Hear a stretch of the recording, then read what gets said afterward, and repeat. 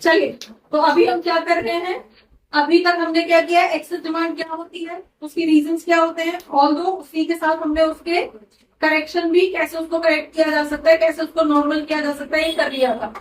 Same manner में ही हमने deficient demand का भी कर लिया था। होती क्या है, उसकी वजह से डिफ्लेशनरी गैप आता है, ठीक है, उसका ग्राफ, उसके रीजंस और उसको करेक्ट करने के मेजर्स हमने कर लिए थे। अब एक ओवरऑल अप्रोच हम कर रहे हैं कि किस तरह से अगर एक्सेस डिमांड है या डेफिशिएंट डिमांड है तो अपने टूल्स को, इन बेसिक टूल्स को यूज करके किस तरह से उनको करेक्ट किया जा सकता है इकोनॉमिक सिचुएशन में। ठीक है, तो दोनों के लिए अब हम एक साथ लेके चलेंगे। राइट नाउ हमारे पास इन चीजों को, डिमांड को करेक्ट करने के लिए, चाहे वो एफिशिएंट हो चाहे वो डेफिशिएंट हो, एक्सेस हो या डेफिशिएंट में जा रही हो, ठीक है, डेफिसिट में जा रही हो, तो उनको करेक्ट करने के हमारे पास दो तरीके होते हैं, दो मेजर्स होते हैं। बेसिकली क्वांटिटेटिव, क्या बोल रहा है, मीनिंग नाम से क्या समझ में आ रहा है, क्वांटिटी, जहां नंबर्स की बात हो रही है, ठीक है, नंबर इतने परसेंट बढ़ा दिया, इतने परसेंट घटा दिया, अब परसेंट में जो चीज कैलकुलेट होगी उसको क्वांटिटेटिव अप्रोच बोलते हैं। राइट, और यही कुछ क्वालिटेटिव जो कि नंबर्स में नहीं है, सिर्फ बैंकों को पुश किया जा रहा है, सेंट्रल बैंक पुश कर रही है, भाई साहब इकोनॉमी के अंदर बहुत पैसा फैल रहा है, इसको सोक करना है, ज्यादा पैसा मत रिलीज करो, उनका ब्रेन वॉश किया जा रहा है। ब्रेन वॉश मतलब एक डिफरेंट वर्ड हो गया और रेलिवेंट यहाँ नहीं है, मतलब इन जनरल बोल रही हूँ कि जहां पे आपका सेंट्रल बैंक जो है बैंकों को इंस्ट्रक्शन दे रहा है ये करो ये मत करो, इकोनॉमी की सिचुएशन को कंट्रोल करना है। ठीक है, तो वो नंबर्स की बात नहीं हो रही है, वो क्वालिटी की बात हो रही है, तो वो अप्रोच आपकी क्वालिटेटिव अप्रोच बोली जाएगी। समझ में आ गया, डन है। अब हम एक एक करके स्टार्ट करते हैं क्वांटिटेटिव अप्रोच। क्वांटिटी बता दो जरा, कौन कौन से नंबर्स होते हैं, कौन कौन सी चीजें होती हैं जिनमें परसेंट रेट बढ़ाया या घटाया जाता है।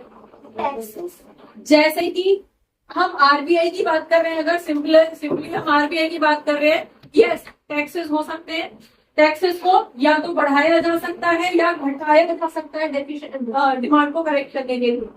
नेक्स्ट, अगर हम सेंट्रल बैंक की बात कर रहे हैं तो सेंट्रल बैंक कौन कौन से रेट्स बढ़ाता है या घटाता है, जैसे कि सीआरआर कर सकता है, नेक्स्ट एसएलआर, ठीक है, जिसको हम दोनों को मिला के एलआरआर बोल देते हैं। LRR is legal reserve ratio, SLR is statutory liquidity ratio, CRR is cash reserve ratio.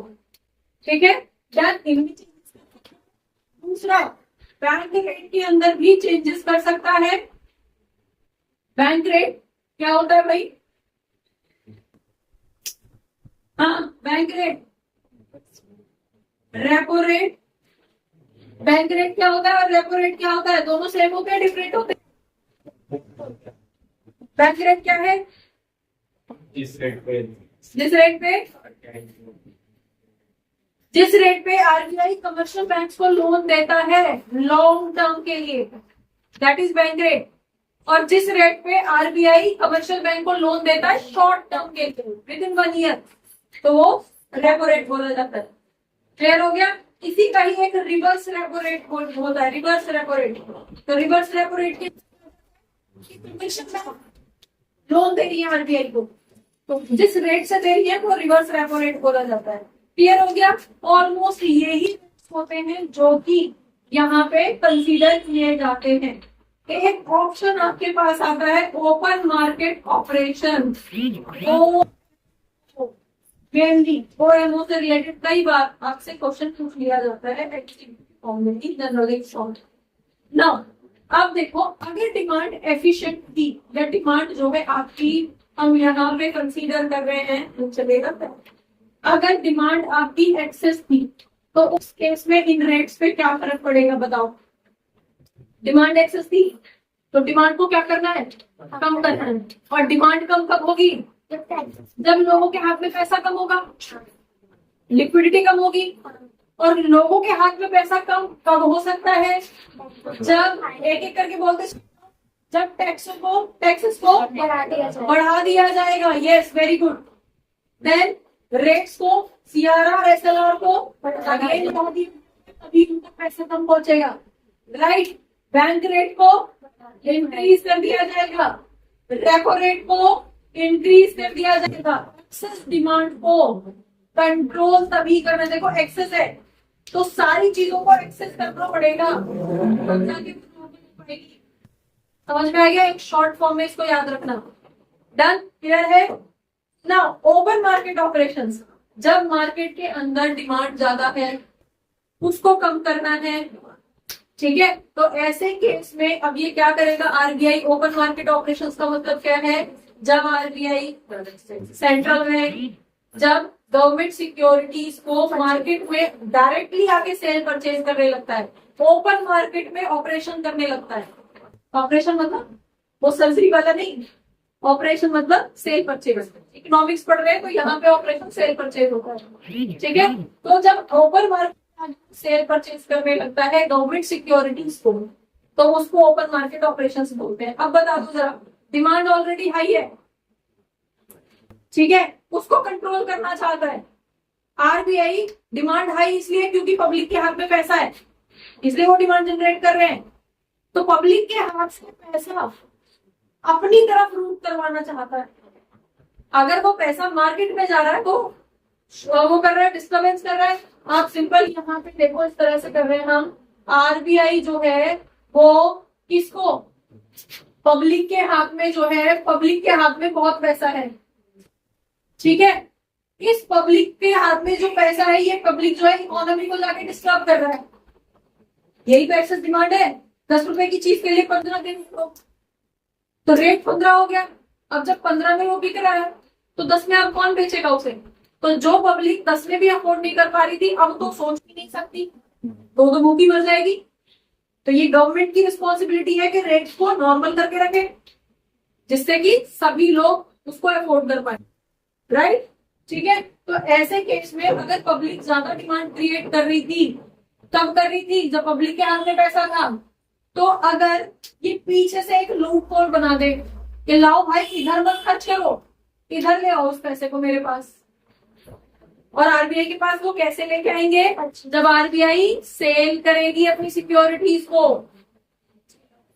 जो पब्लिक बाहर कुछ खरीद रही थी और डिमांड क्रिएट कर रही थी, अब पब्लिक को नजर आ रहा है कि गवर्नमेंट की सिक्योरिटीज है, अच्छा रिटर्न मिलेगा, सेफ है, इन्वेस्टमेंट सेफ है हमारी, राइट? तो वो पब्लिक अब क्या करेगी? आरबीआई की सिक्योरिटीज को खरीदना शुरू कर देगी। तो पैसा जो यहाँ जा रहा था वो घूम के कहाँ आ गया? आरबीआई की तरफ। तो आरबीआई ने सिर्फ एक चीज करके क्या कर लिया? पूरी पब्लिक का पैसा अपनी तरफ स्ट्रॉ लगा के चूस लिया सारा, ठीक है? जो इकोनॉमी को डिस्टर्ब कर रहा था वो सारा अपनी। समझ में आ गया? क्लियर है? डन? तो क्या करेगी ये ओपन मार्केट ऑपरेशन? जब डिमांड एक्सेस है उस केस में क्या करेगी? ये सेल करना शुरू कर देगी। डिमांड बढ़ी हुई है, सेल करना शुरू कर देगी, तभी नॉर्मल हो। आप सिंपल सोचो, डिमांड है तो डिमांड को न्यूट्रल करने के लिए आपको क्या करना पड़ेगा? सेल करोगे, अपोजिट करोगे तभी तो डाउन होगी, ठीक है? तो हमेशा इसमें आप इस तरह से, तो अगर डिमांड एक्सेस है तो सेल करेंगे। डन? यही चीज अगर डिमांड आपकी डेफिशिएंट होती तो बता दो। डिमांड डेफिशिएंट का मतलब पब्लिक के हाथ में पैसा नहीं है या पब्लिक खरीदना नहीं चाहती, अभी तो डेफिशिएंट हो रही है। कंपनी माल बना बना के स्टॉक पड़ा हुआ है, पब्लिक खरीद नहीं रही है। तो ऐसे केस में क्या होगा? गवर्नमेंट टैक्स कम कर देगी। तो जो पैसा टैक्स की फॉर्म में गवर्नमेंट तक आ रहा था वो पब्लिक के पास रहेगा। अब पैसा रहेगा अकाउंट में तो कहीं ना कहीं तो लोग खरीदेंगे ही कुछ तो, राइट? दूसरी तरफ रेट जो SLR वगैरह थे, CRR थे, उनको रेट को डाउन कर देगी तो लोन सस्ता मिलना शुरू हो जाएगा। सस्ता लोन मिलेगा तो पब्लिक सोचेगी चलो यार घर ही बना लेते हैं, ठीक है? क्लियर हो गया? बैंक रेट भी कम होंगे, कम करने पड़ेंगे, रेपो रेट भी कम करना पड़ेगा। और यहाँ पे क्या करना पड़ेगा? यहाँ पे क्योंकि कोई और तो खरीद नहीं रहा तो आरबीआई खुद ही खरीदना शुरू कर देगी। कम से कम कहीं तो कोई मूवमेंट ऊपर डिमांड का इफेक्ट आता हुआ नजर आए। समझ में आ गया? क्लियर है? तो इस तरह से एक्सेस डिमांड को क्वांटिटेटिव नंबर्स के साथ एडजस्ट किया जाता है, सेटल किया जाता है और डेफिशिएंट डिमांड को इस तरह से सेटल किया जाता है। क्लियर है यहाँ तक? डन। दूसरी तरफ आ जाओ। दूसरी तरफ क्या है आपकी? क्वालिटेटिव। क्वालिटी की बात कर रहे हैं, नंबर्स की बात नहीं कर रहे हैं। क्वालिटी के अंदर आपके पास जो मेनली पॉइंट्स आते हैं that is margin requirement, moral suasion. दो पॉइंट होते हैं, एक तो आपके पास मार्जिन रिक्वायरमेंट फाइन, और दूसरा आपके पास होता है मॉरल सुएशन। मॉरल सुएशन का मतलब क्या है? सुएशन स्पेलिंग नहीं आ रही, क्या है ये? SUASI गिनती में। हाँ जी, moral suasion. And next one is selective control. Selective credit control है सच कुछ नहीं। Selective credit control. Fine, clear है? अब ये क्या है? यहाँ पे कहीं पे कोई नंबर नजर आ रहा है? Margin requirement. Margin requirement, margin requirement होता क्या है? बैंक के केस में कैसे यूज किया जाता है? जब हम कोई लोन लेने जाते हैं, सिंपल, तो आपको कोई प्रॉपर्टी वहां पे मॉर्टगेज करनी पड़ती है। प्रॉपर्टी, जमीन के पेपर्स, LIC के पेपर्स, इन्वेस्टमेंट के पेपर्स करनी पड़ती है, रखनी पड़ती है। ठीक है, तब जाके आपको लोन मिलता है। कितना लोन मिलता है? सपोज 10 लाख की प्रॉपर्टी मॉर्टगेज कर रहे हो, तो क्या 10 लाख का लोन मिल जाएगा? कितने का मिलता है? कम मिलता है। कम कितना मिलता है? That depends on margin. किस टाइम पे इकोनॉमी की कितनी मार्जिन की रिक्वायरमेंट है उस पर डिपेंड करता है। RBI बैंक को गाइड करता है। सपोज हम यहाँ पे सिचुएशन कर रहे हैं, एक्सेस डिमांड की बात कर रहे हैं कि डिमांड अगर एक्सेस है तो ऑलरेडी पब्लिक के हाथ में बहुत पैसा है, RBI चाहती है और पैसा ना पहुंचे, तो ऐसे केस में इस मार्जिन को क्या करेगी? बढ़ा देगी।